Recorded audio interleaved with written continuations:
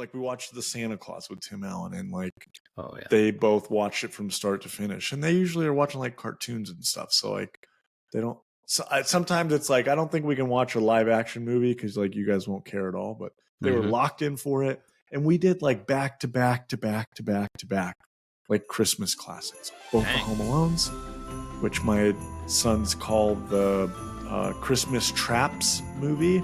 Yeah. The Home Alone, that's how they said bad guy traps movies, which they loved. Like I said, we did the Santa Claus, we did I think both Grinches, and it was just, it snowed for the entire day. Yeah, it was lovely.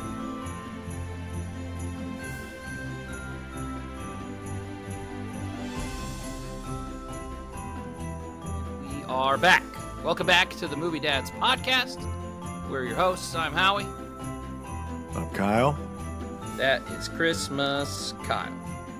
Kyle, we made it. It's December. We're there. Merry Christmas. Oh, December 1st. Nice. Getting festive. Movie Dads podcast, episode number 29. I can't believe you haven't seen it. For me, the 2015 comedy classic, The Night Before. It's classic. Truly. I feel it is added to my new classics list. It's a good like adult Christmas movie. Yeah, I was reading up on it, and it said the Christmas stoner comedy. I didn't know it's got its own subgenre now. Christmas if you stoner. like The Hangover or Grandma's Boy or anything like that, you're any other movie that Seth Rogen's in. Yeah, I don't think he was in Grandma's Boy, was he? No, but I meant like he's in this. Yeah. Pineapple and all Express, of his movies are stoner movies. Yeah, he's classic. Most of them. There's a good chance there's some stoner moments in most of his movies. But episode number 29. It's Christmas season. We're in full swing now of our Christmas spectacular. 3 weeks in a row. Christmas. That's what you're going to get. You're welcome. You're welcome, Good world. I don't feel bad at all. We're not doing another new movie until Aquaman 2 comes out. So you're getting Christmas until then. Deal with it. That's where we're at. But hopefully you're watching us on YouTube. If you're not watching us on YouTube, hopefully you're listening to us on a podcast network. But I tricked him. But if you're watching us on YouTube, please make sure to give us that like and subscribe. Leave us a comment. Tell us what you like. Tell us what you don't like. If you're not watching us on YouTube, you can find us on Spotify, Apple Podcasts, Amazon Music, Google Podcasts, Podcast Index. You can also find us on social media at Movie Dads Pod on Instagram, Facebook, and TikTok. Ooh, I crushed that one. You got that. You see, I tried to trick you. You were on it this time, though. But we're Movie Dads. We've got Movie Kids. Kyle, this week, just sticking with the subject, Christmas time. We got out all the Christmas decorations Saturday after Thanksgiving. It's a full day extravaganza in this house, putting out all the new decorations and all that. And then, I told Abby I wanted to get the kids an advent calendar this year. And, nice. like when we were kids, like advent calendars had like 10-cent chocolates in them. And that was about it. They weren't cool like now. So, one of the kids' grandmas got each of them their own advent calendar, which started today. And Dez's is Star Wars Lego. So each day he gets to put together a little Lego thing. And today it was like a little person in a sled. And then Reagan got, it's cool. And then Reagan got Nightmare Before Christmas mini Funkos. And so it started off today with Pumpkin King Jack. So that was pretty cool. But dope. Did Abby try to steal it since she's like Nightmare Before Christmas? I guess you're probably, between you and her, you both love it. Actually all four of us, that's one of our favorite movies. So, I've probably seen that movie a million times because both my kids love it. You know how that is with kids. They like a movie, you're stuck with it. We watch it. Yeah, that's us in Christmas movie season. We are watching the same movies quite often. So, nice. Same for us. The day after Christmas, or Thanksgiving was like, I've been telling people for whatever reason, it was like a core memory day for me. It was like this epic. We got up, we already had our tree up, but like we hadn't really decorated the house. We hadn't put stuff up in the kitchen. We like decorate the railings and do lights. And so like we were doing all that stuff. It was snowing outside, and we watched. I got to show the boys like like classic Christmas movies, and they've seen a ton of them, but like I never have felt like they've been old enough to really like pay attention. But like now that Parker's a little bit older, like we watched the Santa Claus with Tim Allen, and like they both watched it from start to finish, and they usually are watching like cartoons and stuff. So like they don't. So sometimes it's like I don't think we can watch a live action movie because like you guys won't care at all. But they were locked in for it, and we did like back to back to back to back to back like Christmas classics. Both the Home Alones, which my sons call the Christmas Traps movie. The Home Alone. That's how they said the bad guy traps movies. Which they loved. Like I said, we did the Santa Claus. We did, I think, both Grinches. And it was just, it snowed for the entire day. Yeah. It was lovely. It was just a great day. So, I don't know why, but like the day after, like I legit just like looked at my wife, was like, I think I'm going to remember yesterday for like ever. It was awesome. So, I get like that when it snows out. I just love me some snowy snow days. Well, it's perfect too because you're like setting up Christmas, and like it wasn't supposed to snow that day. Yeah, and then it snowed a bunch, and it was like all day, off and on. All day. And that's the best snow. Like when you don't know it's happening. I feel like when I don't like when nobody really notices or they don't talk about that it's going to snow, we'll get snow and it'll be like a lot. Yeah. And then the times that they're like, oh my God, on Wednesday, we're supposed to get like 12 inches, giggity. It's like a half an inch, giggity. Yeah. So, story of my life. Just kidding. Around. But yeah, so Christmas decorating, Christmas movies. We're talking about Christmas movies. But let's jump into my most excited segment, the one that gets us up in the morning, our 6 to midnight. This segment is where we talk about new trailers, new movies, new video games, something that's coming out, news in the world of our nerddom. So, a couple of new things dropped this week that were really interesting. Yep. We've talked about the Mad Max movies, or I think we talked about a couple of the Mad Max movies, but specifically the Tom Hardy one on an episode that we love. Fury Road. I think we even mentioned, just like talked a little bit about it last week being a masterpiece, and then yes, exactly. Yeah. How weird, how like odd the timing is that right after happens. That. It's just wild. Something that happens from time to time. Martin Scorsese talking about superhero movies and shit. We might be insiders in the movie biz. So new trailer dropped for Furiosa. It's a prequel. Yeah. Didn't see no Mad Max, at least from what we saw, but it looks awesome. It looks very similar style as the Tom Hardy movie. Anna Taylor-Joy is playing Furiosa, which I just think she's a badass. Like in all of the movies that she's in, she freaking crushes it. So excited for her. Chris Hemsworth is in it as well, which I think I texted you, was like, was that Liam Hemsworth at the end? And I meant to say it was that Chris. And it was. So it is Chris, yes. Chris Hemsworth is going to be, but there's like a lot of prosthetics. He looks nothing like himself, but I only kind of noticed because of his voice. It's like, that sounded like Hemsworth. And then I said Liam to you, and I meant to say Chris. Yes. But yeah, it is Thor. Freaking 100%. Thor is in Mad Max movie.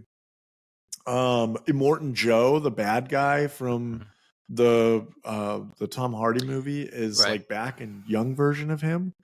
And I was texting you like, I thought he was a cool bad guy. He's awesome. And I totally just like, I had the thought during the movie is like, he's like old and over the hill, but I bet like he was a fucking gangster before he got old, because obviously he's got all these people that worship him and follow him. But he just was cool design. Interesting that actor in that Tom Hardy one was actually, I think, a bad guy in one of the original movies. Yes, he So was. like, he came back. So anyways, but that looks great. And then also they dropped some photos of the new Fallout TV show or TV series that's dropping that follows like the Fallout gaming world. And the pictures of like the sets, the costumes, it looks directly ripped out of the game. And I love that. Like, I love Fallout games. I played all of them.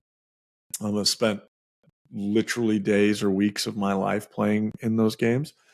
And it's like they totally captured like the 1940s, 1950s like vibe, like all of the weapons, the suits, like it all looks exactly like from the game. So I'm excited for that. I can't wait for that show to drop. Yeah, no, totally. And it's on Prime too, so you know you're getting full adult content like you should in a Fallout show. Exactly. Which is great. I always like when you see that stuff and it's on Netflix or it's on Prime or it's on Max, right? Like, because you know they're going all in on that kind of stuff. Yeah, it's not CW where they're gonna like water a character down. Yeah, even I wonder sometimes like on the Hulu stuff, it's a little, it's a little watered down. But anyway, no, that's great. That's Furiosa trailer is dynamite. Like, it looks awesome. It looks very vibrant and crisp, and like, yeah, totally excited, especially George Miller doing it too. I mean, he did all the other ones and he's back again. So yeah, I'm pretty psyched for it. So I had a little bonus movie review, and I talked to you about this. I went ahead and saw the new Eli Roth slasher movie, Thanksgiving. And it's fantastic. Like, nice. I'm a big horror movie guy, but I like a good slasher movie too. Mm-hmm. It's so perfect. Like, the setting's great. Like, takes place in Plymouth, Massachusetts. It's like the John Carver is the killer. Like, he wears an old John Carver mask and a pilgrim outfit. And it starts off with like this awesome Black Friday, like, shopping disaster. And that's like how the whole movie starts off and kind of kicks off the plot. But it's like one of those things. I've worked retail for so long that it's like, that's, I've seen some crazy shit. So I get how that, but the tone's great. It's the gore's over the top, like you would expect from an Eli Roth movie. It's very grindhouse. But at the same time, it's also very surprising. It's got some funny parts, but it's like tone wise, man, it's awesome. And then they just announced yesterday that they went ahead and greenlit a sequel already. That's the great thing about those movies too. When they're good, they're very low budget. I think it cost $15 million to make. Obviously it like made that back in like 10 days. And so they're making a sequel to that. So that's pretty cool. So I'm pretty excited. I want to do a little bonus movie review. And then just another thing, Tim Burton posted on his social media today, Beetlejuice 2 has wrapped filming. So I know there was a little bit of talking about that. He said there was literally a day and a half left right before the strike started. They they were so close to done. They were trying to get it finished and they couldn't. So they had to wait and finish the last couple scenes that's wild this week. But that's wrap filming. Michael Keaton's back as Beetlejuice. Winona Ryder's back. We got some new characters in. Jenna Ortega is going to play like Winona Ryder's daughter. And then Willem Dafoe. I know, right? Like, what perfect casting for that. It is. And then Willem Dafoe's in it, and he plays. It's kind of like, it says like an undead like police officer kind of deal. So I'm kind of excited to see that. I like Willem Dafoe a lot. I think that'll be kind of fun. But that wrapped filming too. Also, like, who? If you're going to think of an actor that's perfect for a Beetlejuice character, yes, Willem Dafoe is one of those. 100%.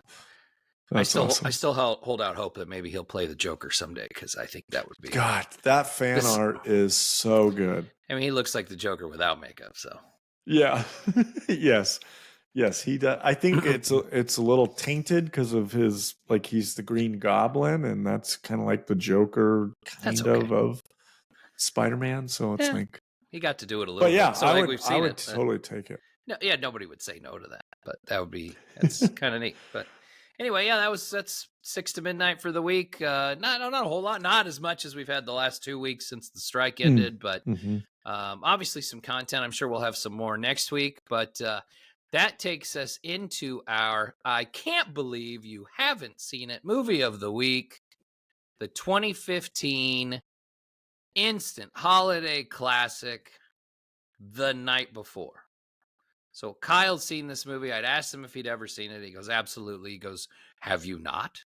And I said, no, I've never seen it. I always thought it looked funny, but I never did. And he's like, well, we got to watch it. So 2015, The Night Before, written and directed by Jonathan Levine, who did Joseph Gordon-Levitt's 50-50. Seth Rogen was in that too. So he did that movie. So yeah, it stars Joseph Gordon-Levitt, Seth Rogen, and Anthony Mackie. They're your three main characters. It takes place on Christmas Eve. Basic premise of the movie is when Joseph Gordon-Levitt was around, I don't know if they ever say exact age, but it feels like late high school or college age. Yeah. Does that sound about right? Yeah. His parents die in a tragic accident, and he kind of gives up on Christmas, but his two best friends, Seth Rogen and Anthony Mackie, are like, no, we're gonna go cheer you up and stuff. And they kind of show like a flashback scene where they come to see him, and it's kind of funny because they're like, we should go do something. It's Christmas Eve, we don't want you alone. We're gonna be your new family kind of deal. And he pulls out like a joint. I think Seth Rogen pulls it out, and Joseph Gordon-Levitt's like, you can't smoke that in here. He goes, well, I guess we can now. It's you don't have to worry about your parents no more. But then they talk about all the different things they're going to do that night. And so fast forward to the present day that the movie takes place in. Basically, it tells the story about how one Christmas they were out, and somebody was telling them about this extravagant party called the Nutcracker Ball. That only so many people get private tickets into this thing. It's this huge, extravagant, drug-filled, secret place every year. Yeah, they have exclusive this big party. They don't give the details out until the night of. It's like a unicorn Christmas party. Right. So Joseph Gordon-Levitt's doing coat checking, and he comes across 3 tickets to this thing. So he's he steals them and he quits the job. Right. Yeah. And that kind of kicks off this last hurrah Christmas Eve with his buddies, because Seth Rogen's about to be a dad. Anthony Mackie's a famous football player now. And Joseph Gordon-Levitt's got to move on from this. He's got to get on with his life because he's kind of hung on to this thing for too long, right? And he's recently broken up, so he's depressed from his ex breaking up, and his 2 besties are crushing life and taking off, and he is very clearly not. So it's I love the way they start it with the wife of Seth Rogen. How she is pretty much, she gives him a gift of wait, before you guys leave, take this, and it's a little tiny present with all of the drugs, mushrooms, cocaine, pills, weed, it's all of the stuff. And she's like, you've been so great prepping to be a dad, and you deserve to have your night, so have fun. So I thought that was what a cool wife. Give you a box of all of the drugs to go have fun. She's like, I got him on Craigslist. I just searched for drugs on Craigslist. Yeah. He's so that's so resourcul. I think his response to that. That's right. So boy, man, I tell you what, from the get-go though, boy, it starts off perfect.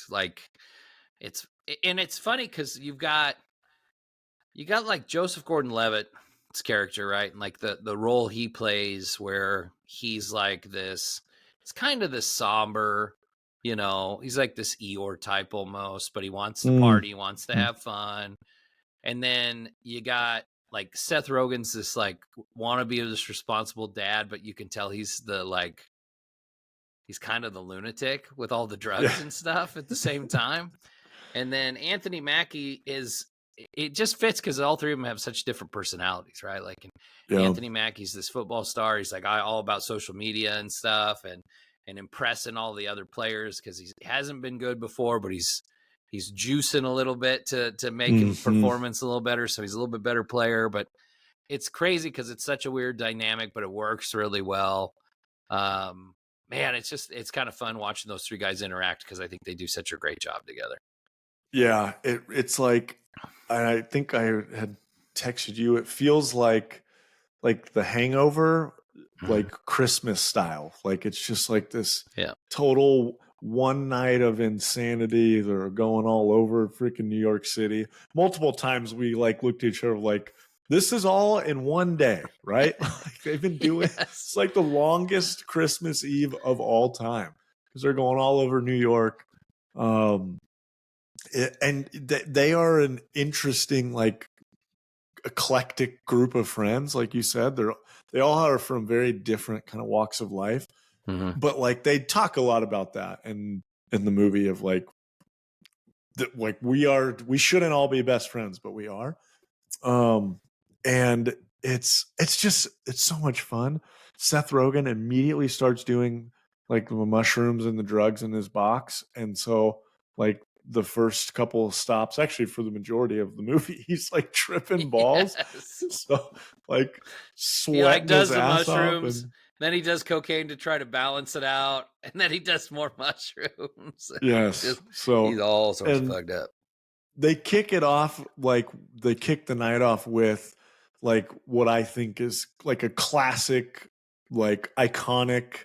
They go to the toy store from Big, and they do FAO Schwartz with the big piano, and with the giant freaking human piano. But when they start playing, they do Kanye West, Runaway, and it was just. It was awesome. Even in that moment, you kind of looked over like, is that Runaway? Yeah. Oh, nice. So I'm like, they kick it off.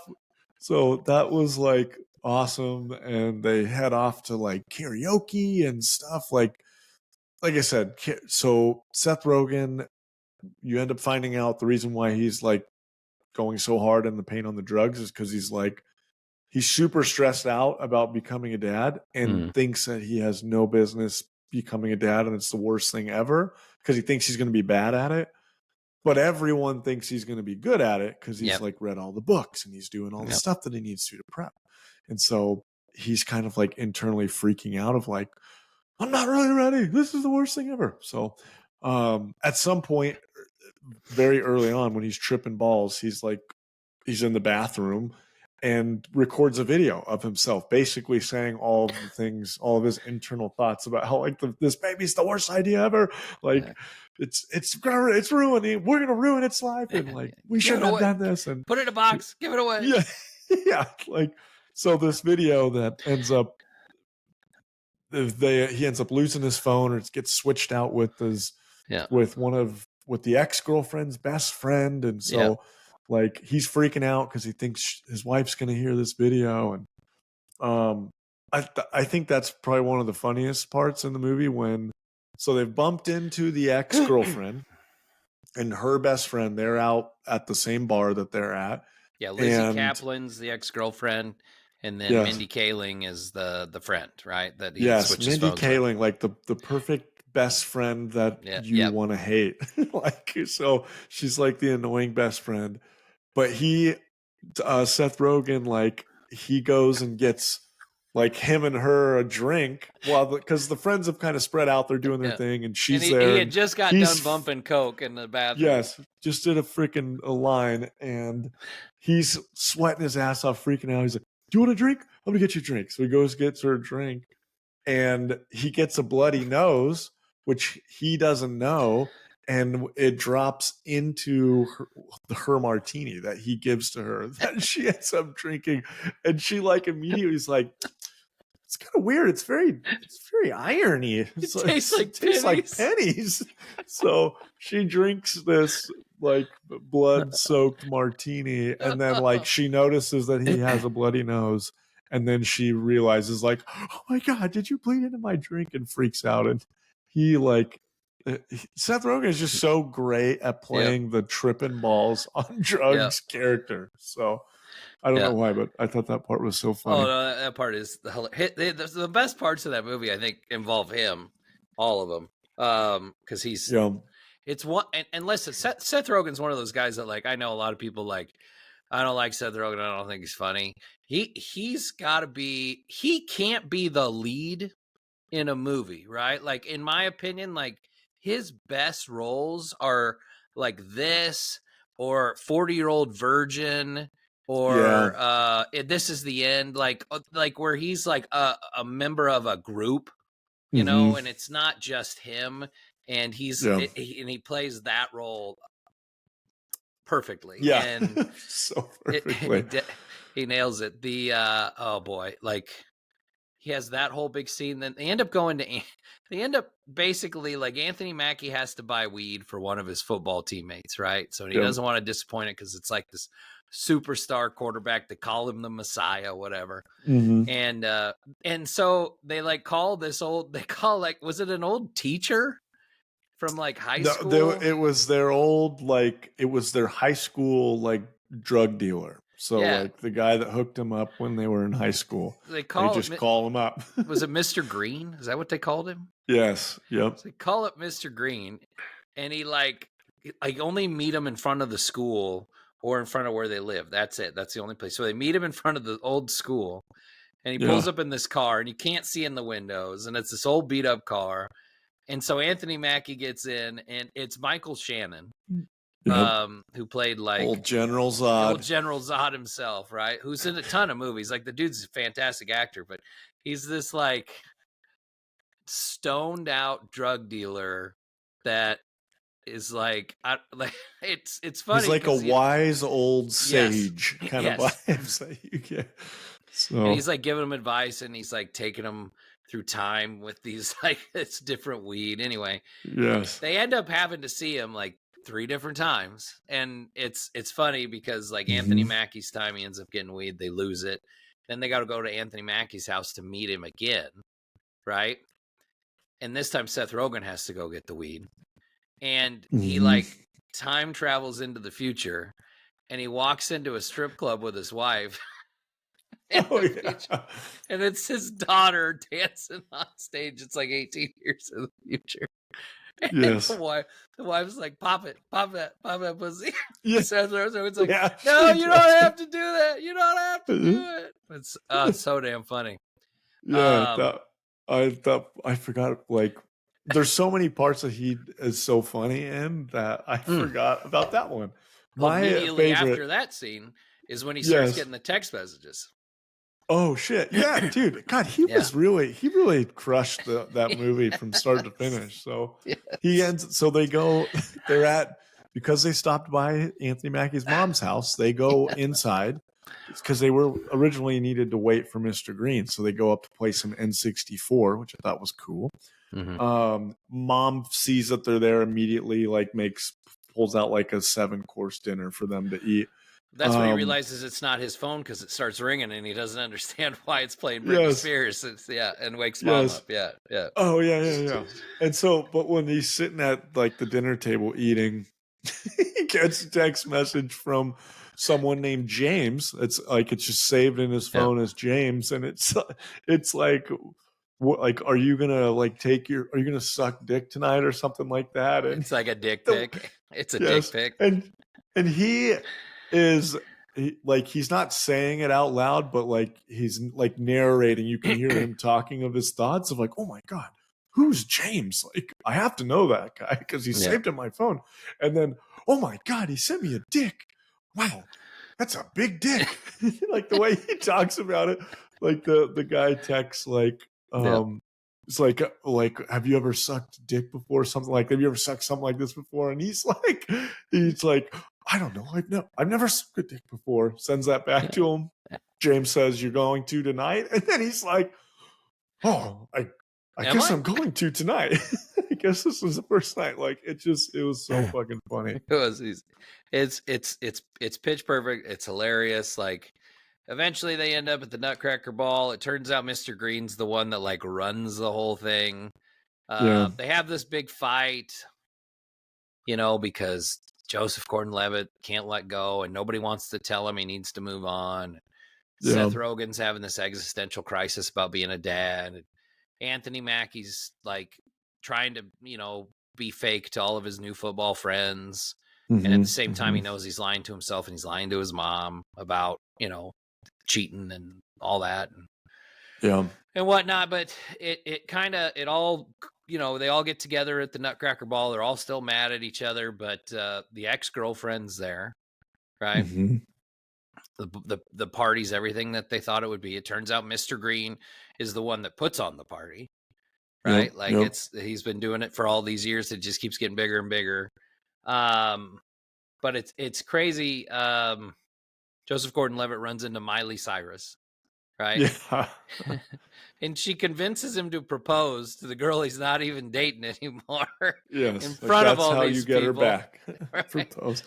Because the ex-girlfriend is at some point earlier in the movie, they karaoke'd a Miley Cyrus song, and then they talk about how Miley Cyrus is like her idol, like the ex-girlfriend's idol. So she just shows up in the movie as like the entertainment at this giant party. Right. It's like, you know what you should do to get her back?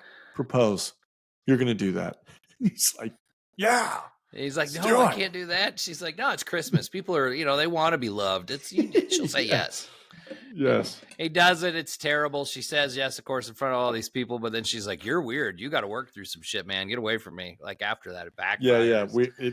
She was like, just to save you from embarrassment, I will say yes in front of these people. But the second we get out of here, we are not getting married. Absolutely not. So that happens. And then Seth Rogen finds Mindy Kaling, gets her phone to her. Oh my God, we skipped over the best part of the entire movie. The church scene. Holy shit. I was going to say, we jumped to the end of the movie. I jumped past the church scene. The most hilarious scene in the whole movie is Seth Rogen's wife and her family are going to like Christmas Eve church service late at night. Midnight mass. And he's he's tripping balls, still trying to find his phone. At this Super point, Jewish. And he's wearing a big old Star David so Christmas he's sweater. Jewish. He's wearing literally Star David blue Christmas sweater. Yep. And the friends had split up at that point because they were all mad at each other. So they all kind of went their separate ways. And he's trying to find his phone. He stumbles onto like a manger scene, and he's tripping balls so much that he starts talking to like the wise men, Jesus like the wise men and the animals and stuff. Mm-hmm. And then his wife just happens to walk up and is like, "What the hell are you doing?" And he kind of doesn't know where he is, and he just kind of goes with the flow. And her sister says, "Come into mass with us," and he's like, "Okay." His wife clearly knows that he's tripping, like that he is losing his mind. She gave him the drugs. It's her fault. Yes. So they go into his service, and like he loses his mind in the funniest ways. Like he sees a baby talking to him, talking shit. Yeah, just there's a baby like 3 rows up that's just staring at him, and he keeps talking to his wife like, "Baby's looking at me," and then he's talking shit to him, and he talks about pretty much he's never been in a Catholic church before, so he looks up and he sees a crucified Jesus, and it's like, who's that guy? Who's that? And then his wife goes, "Who's who?" And he goes, like saying the crucified guy. So she's like, "That's Jesus." We did that to him. We did that to him. So freaks out. He starts to throw up. He's like, I'm like he's so sick from being all the drugs, so drinking up. And his wife is like, "No, you're not. You're gonna swallow it like a girl would."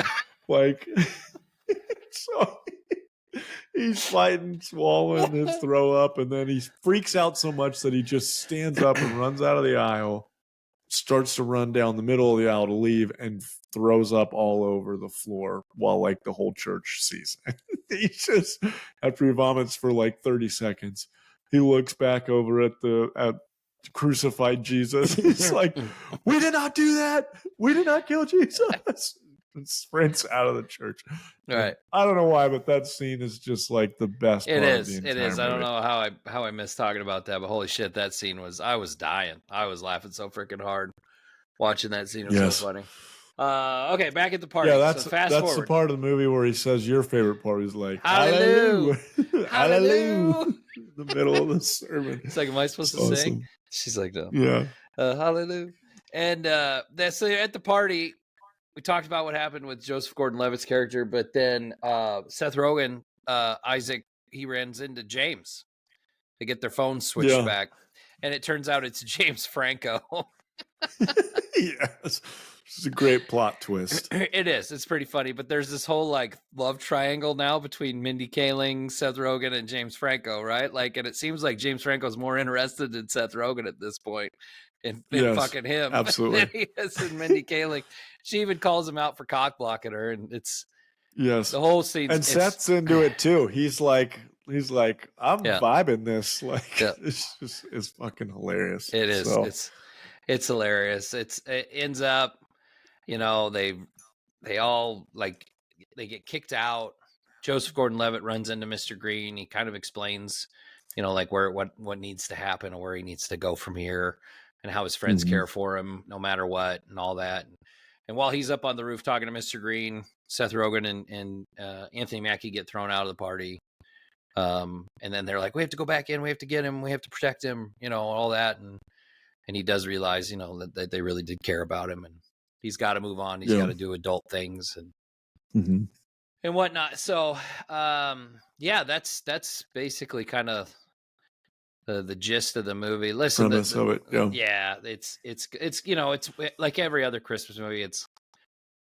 It's got this underlying like moral dilemma, and like it all gets resolved at the end. You know, Seth Rogen comes clean to his wife that he's freaking out, right? And she's like, good, because I'm freaking out, and I'm glad you're freaking out because it makes me feel better, right? Like, we're going to be fine, you know? Anthony Mackie comes clean to his mom. Kind of don't see what happens from there, but it makes it sound like he's going to come clean. Like, I don't know about that, but whatever. Yeah, it was like, bro, you're having the best season of your life in the NFL. Like, who cares? Yeah. Do your thing. If they're all doing it, get that back.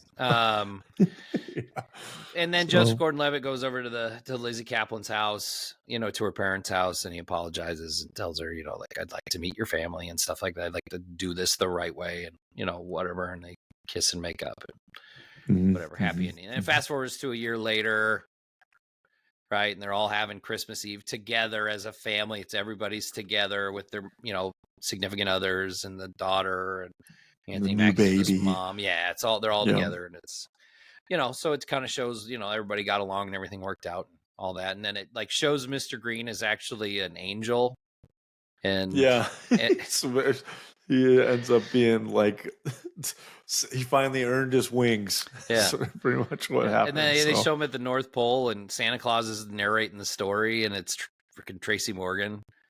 And, and then it's and Mr. Green's there.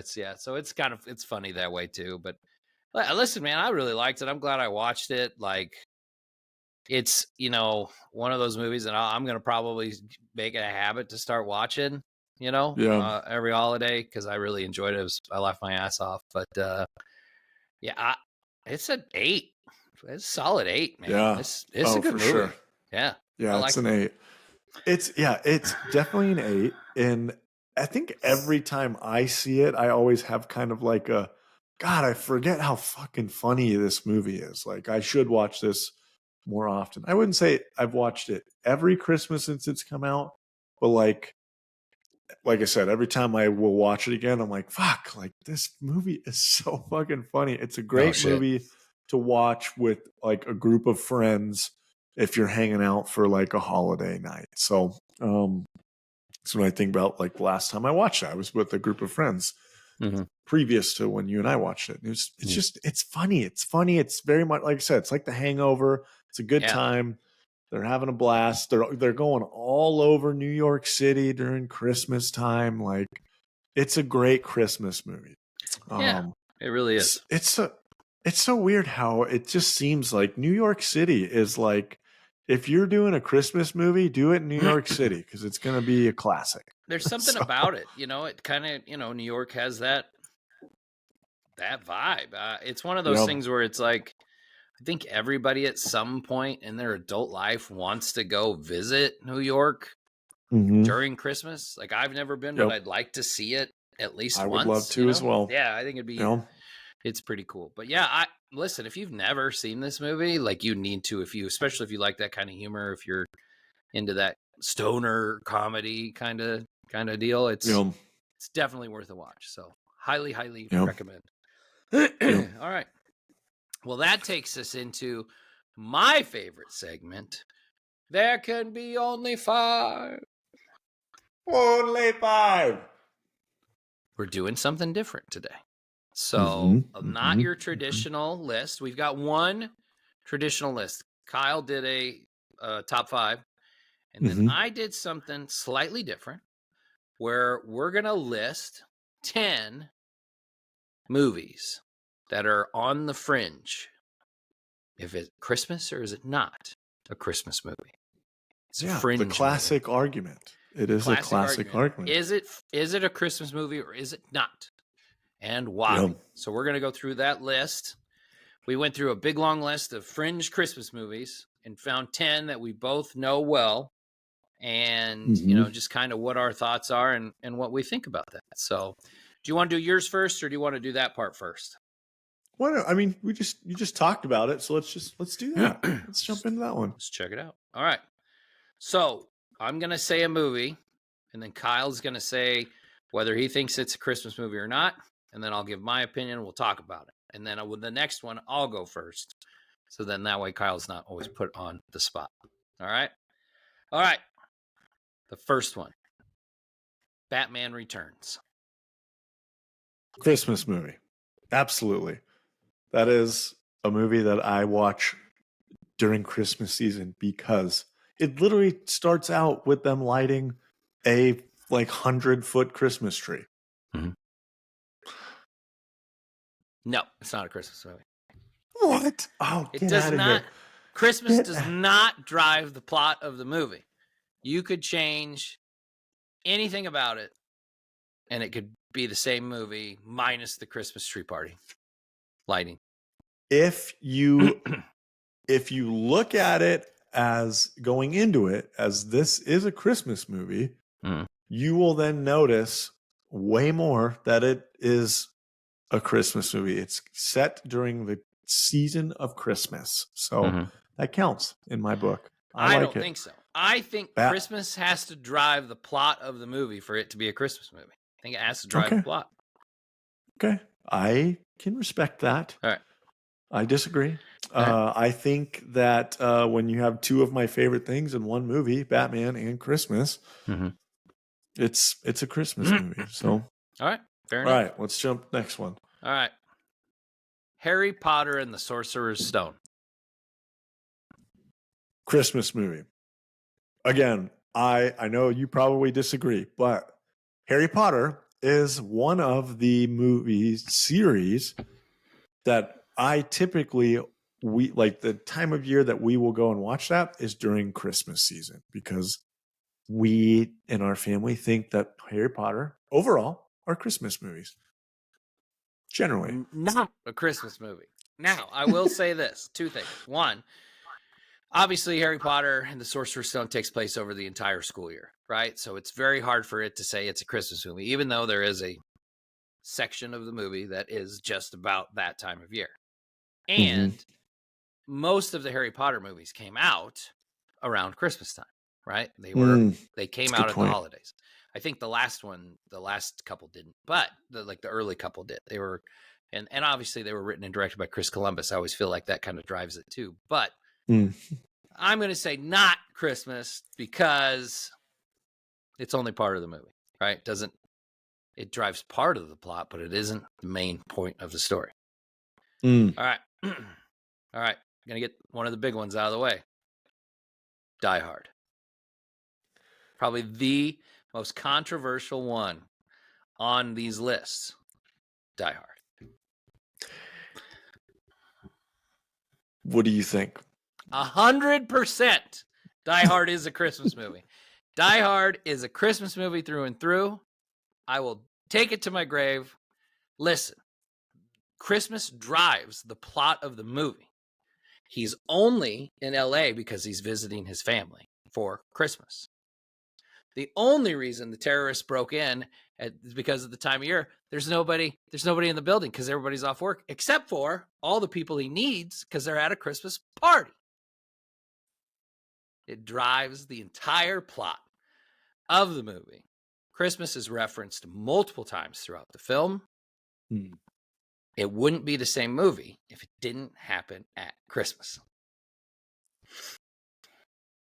I think Die Hard's a Christmas movie. So, and not that, like, I'm not just going to go down this whole list saying that, but the movies that we've chose so far, I consider them Christmas movies. Now, Christmas. is it one of my Christmas movies that I will typically go and watch every year? No, it is not. But I do consider it a Christmas movie. So, Christmas movie. That's great. All right. Another action movie. Lethal Weapon. Not a Christmas movie. Not a Christmas movie at all. Listen, it starts out as a Christmas movie. We played Jingle Bell Rock like right at the beginning. Mel Gibson's doing an undercover drug deal in a Christmas tree lot. Mm-hmm. It has all the makings to be a Christmas movie. They talk about Christmas at Danny Glover's house and all that, but it doesn't drive the plot of the movie. And I think when you talk about Lethal Weapon, I think a lot of people forget that it takes place at Christmas. Yeah. Yeah, I know that one's in generally the argument that happens, but like, that's definitely not a movie that comes to mind of like, oh, like Christmas movie, Lethal Weapon. No, not a Christmas movie. Right. So, all right. Next one. In Bruges. Not a Christmas movie. Not a Christmas movie. Listen, now so this is a Neil McDonough movie, Colin Farrell, Brendan Gleeson, right? Mm-hmm. It's a great movie if you've never seen it. It's amazing. But they're in Bruges over the Christmas holiday. Like that is a big point of emphasis in the movie. However, there's really not a lot of reference to Christmas in the movie whatsoever. Yeah. Like you have to like kind of go back and watch it to even pick up on the Christmas references because it doesn't drive the movie. Yeah. Not a Christmas movie. All right. Not a Christmas movie. All right. So the next one, Iron Man 3. Not a Christmas movie. Christmas movie. Christmas movie. Okay.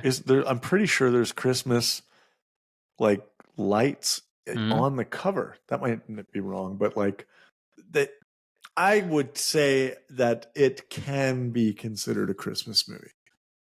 Maybe not like that. I would go and argue that this is absolutely a Christmas movie, but if someone were to say, I see that as a Christmas movie, I would say, yeah, I think you're right.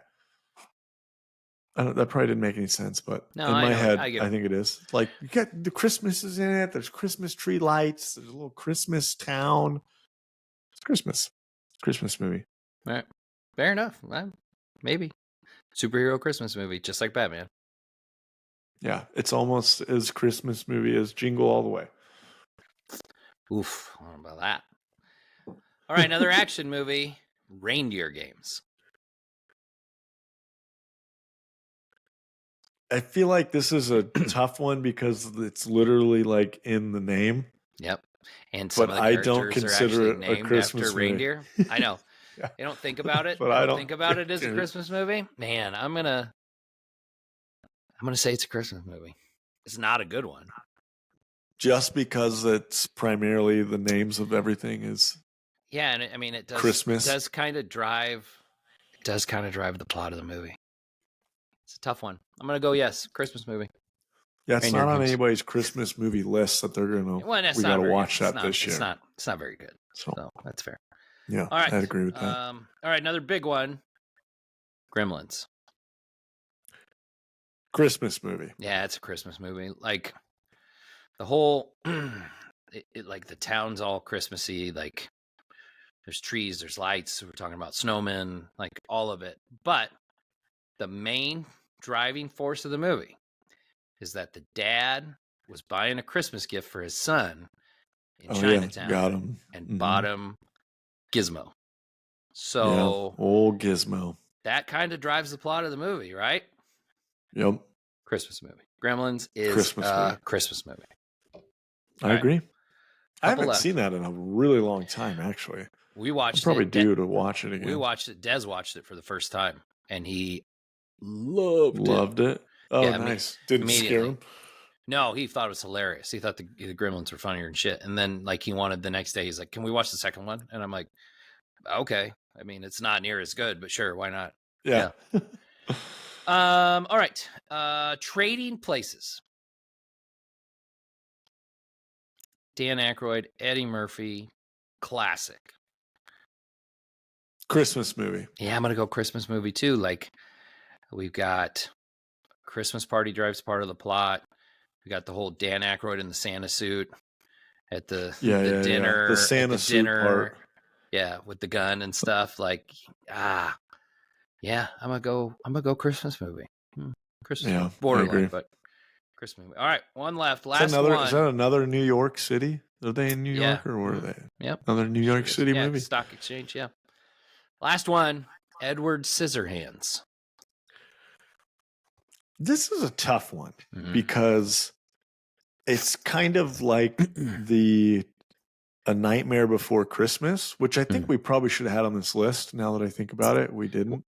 Well, that one because that one's both. I think it's a Christmas movie or a dunk. Halloween movie. I think it's a slam dunk as a Christmas movie and a Halloween movie. It's both, like slam dunk. Like, yeah, that's yeah. I guess the argument isn't like, is this a Christmas movie or not? It's more of like, is this a Christmas movie and a Halloween movie, or is it a Halloween movie? I think that has Christmas. You can go both ways. That's what she said.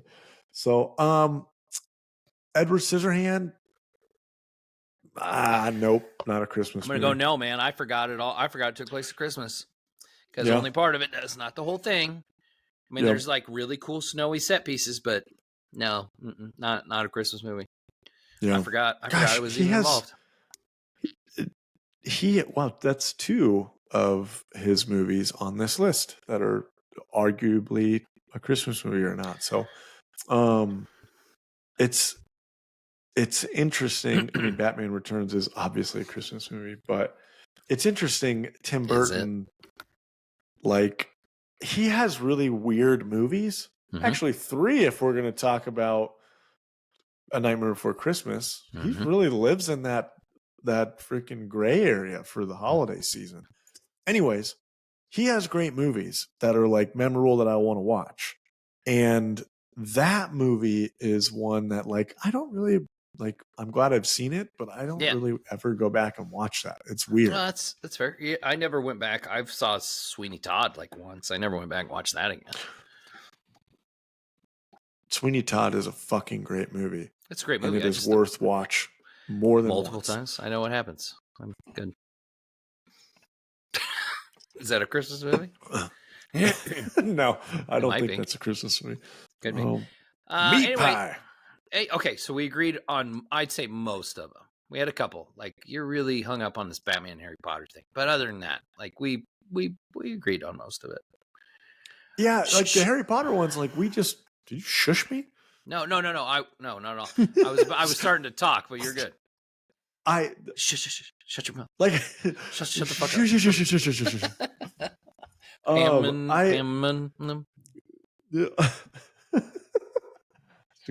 That's a great reference. The Harry Potter movies are like, we don't watch those any other time of year other than Christmas season, and though they have multiple holidays in it. Yep. I think they're a Christmas movie. Oh my gosh, Washington beat Oregon again. Wild. Oh, crazy. I'm with you on that. I was going to say shout out to Shane Black writer director. He wrote Lethal Weapon. He wrote Iron Man 3. Okay. He also did Kiss Kiss Bang Bang. Which was another one that you wanted on this list originally. Right. But I hadn't seen it. So dude's got a thing for Christmas. Like big Dude, time. There's 2 directors for this whole list. It's Tim Burton. Could be. Shane Black. He could do Christmas movie. They love Christmas. Yes. Well, I mean, if I were to become like a movie writer and director, that would probably be what I would do too. So they got to do a good Christmas movie. Why not? All right, Kyle. There we went a little bit off script. I mean, it was scripted, but it was a little different than what we normally do because we had to clear the air on some Christmas movies. Yeah.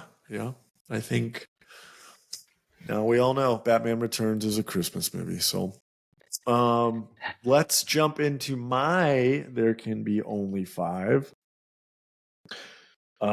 These are the top 5. You have to watch these Christmas movies every year.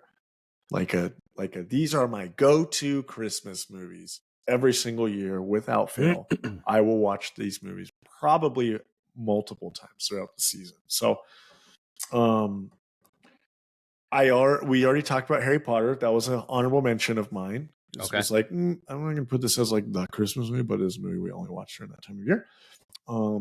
I have another one on here that on my honorable mention that we're going to talk about on one of the episodes, but it's only been for the last like 5 years since it existed. But The Man Who Invented Christmas, for me, it has become an instant classic that I want to watch every year. It's a really interesting movie. We'll talk about it on a different episode. But I did have number 5 tied with 2, but since we already talked about Batman Returns, I'm just going to remove him from the list because we've talked about it. So I don't have to have him as a tie. But number 5, I have a movie that grew on me over the years, the live action The Grinch with Jim Carrey. Oh, yeah, that's a good one. It's like every year we have to watch it. My kids love it. We do like the Benedict Cumberbatch one. That's like the Despicable Me cartoon vibes. I think that one's good too. But live action Grinch every single year, must watch. It's one of the first ones we do. Number 4, The Santa Claus, the original Tim Allen, The Santa Claus movie. For whatever reason, growing up for me, like that movie, it like embodies like Christmas and the Christmas vibes and like the season. Now that I'm older, I think it's even funnier because of like the adult stuff that I more understand. But as a kid, it was awesome. The ELFS, they're like cool SWAT team elves. Like those were cool. I don't know. The music in that movie, we just recently watched it. The music is perfect. It's like home run after home run after home run after home run. And it like set the tone for like my Christmas music taste for my whole life. So love that one. Number 3, Home Alone 2, I have as a must watch. Home Alone 1, I would say, is up there, but Home Alone 2 for me was like our favorite Home Alone growing up. New York City, Christmas in New York. There's so many classic things from that movie. And though number 1 is like set in Christmas time and their house is decorated like Christmas, like number 2, you see more Christmas stuff. Like there are different Christmas locations and you get that vibe. So, and then number 2, which I almost had this at number 1, but then realized there's no way I could slight the number 1. This one, I don't think a lot of people have seen because it came out a couple years ago, but it's called Klaus, or Claus, but it's Klaus, Klaus. It is awesome. It's an animated movie on Netflix. It's basically like a cool version of how Christmas started and how like Santa started. The voice actors are amazing. The art itself is like impeccable. It's really interesting. It's cool. It's so funny. My kids love it. It is the first Christmas movie we watch when like Halloween night is over, very next morning, Klaus is going on our TV. So, and we'll watch it a ton throughout the season. So at least once a week, to be honest with you. And the number one Christmas movie for probably everyone in the world, A Muppet's Christmas Carol. This movie sets the standard for A Christmas Carol, the story. The best Scrooge ever is in this movie. It's so good. I don't know why, but I think there's a lot of people who would agree with me, maybe some that won't, but it's such a great movie. We love Muppets Christmas Carol. There's only one more sleep till Christmas Day. Like, we freaking love it in our house. So that's mine. Number one, Muppets Christmas Carol. I love it. It's a good list. Good list. Yeah, put your readers on. These are not prescription. My list is completely different in tone and everything. Perfect. All right. So these are the 5 movies I watch every Christmas season. Fuck them kids. These are the ones I watch every Christmas season. All right. Yeah. Honorable mention. Starting this year, The Night Before is going to be on my list. Nice. I'm adding it to my list. All right. Number 5. Every year I got to watch Krampus. Oh, cool. It's my style. It's a dark, got some comedy in it, horror movie, all about Krampus and what happens if you don't believe in the Christmas spirit. And it's terrifying. And I love it. And I think it's great. And it's the same guy that did Trick or Treat, Michael Dougherty, which is like my favorite Halloween movie. Yeah, I love that movie. So tone-wise, that's the one. At number 4, I have A Nightmare Before Christmas. Gotta watch it. Gotta watch it with the kids. It's one of their favorite Christmas movies. We got a whole bunch of like Jack Skellington freaking Christmas decorations in this house. It's part of what we had Christmas decorations with Jack. We got Halloween decorations with Jack. It's just a seasonal must. Nightmare Before Christmas. At number 3, National Lampoon's Christmas Vacation. At number Classic.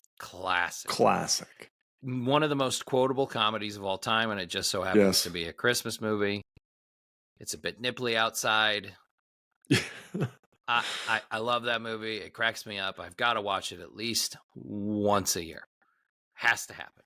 That's what I got. My buddy Matt, that is his number one Christmas movie. I think, maybe I'm wrong, but that's the one he always points out to me.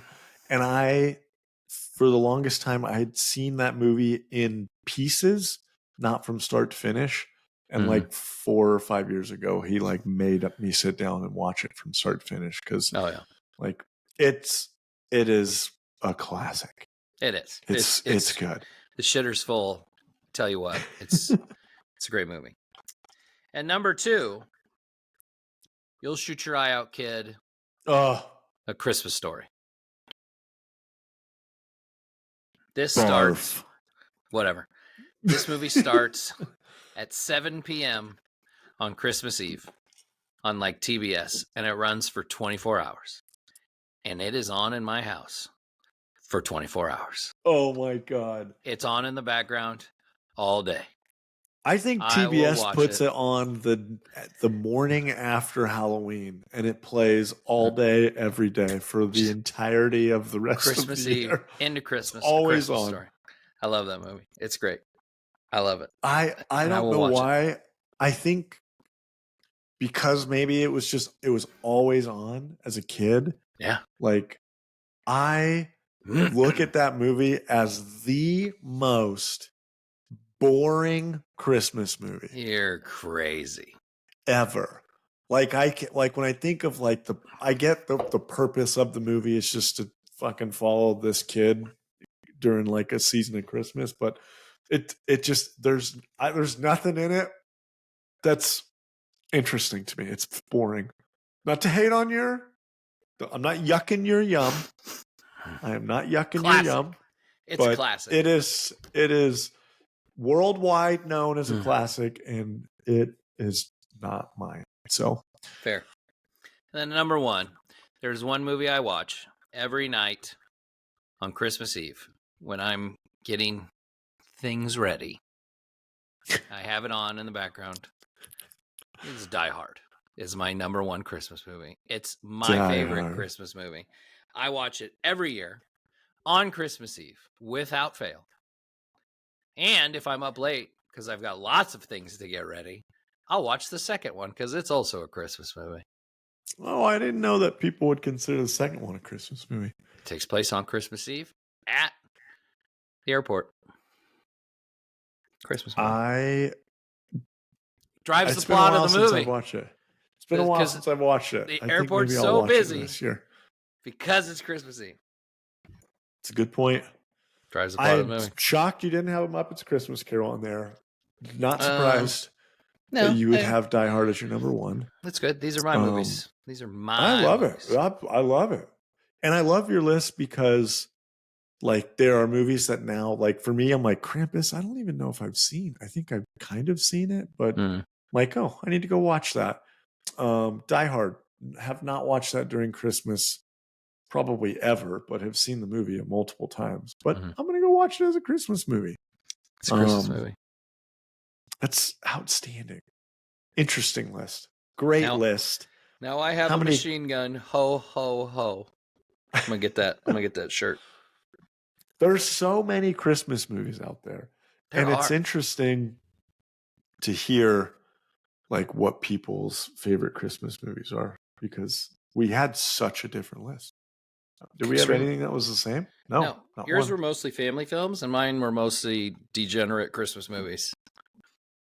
Well, you're a degenerate. So yeah, makes sense.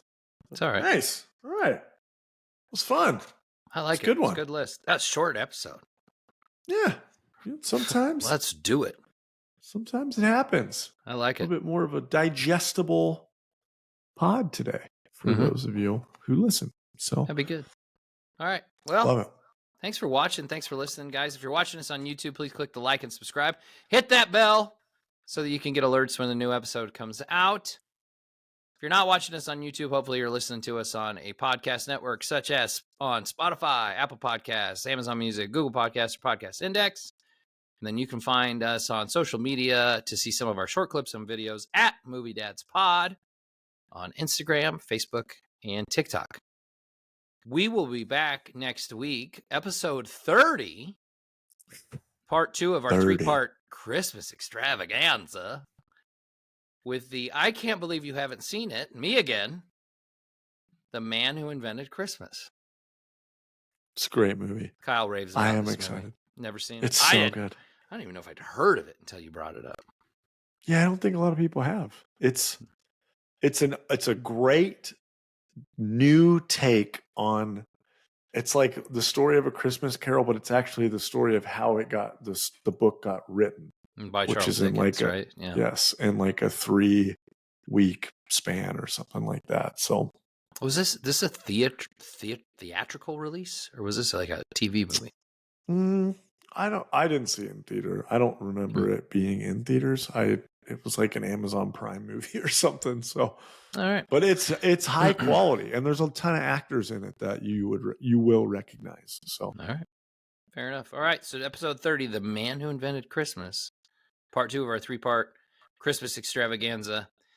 Thanks for watching. Thanks for listening, everybody. We appreciate it. We will see you next week. Merry Christmas. Bye.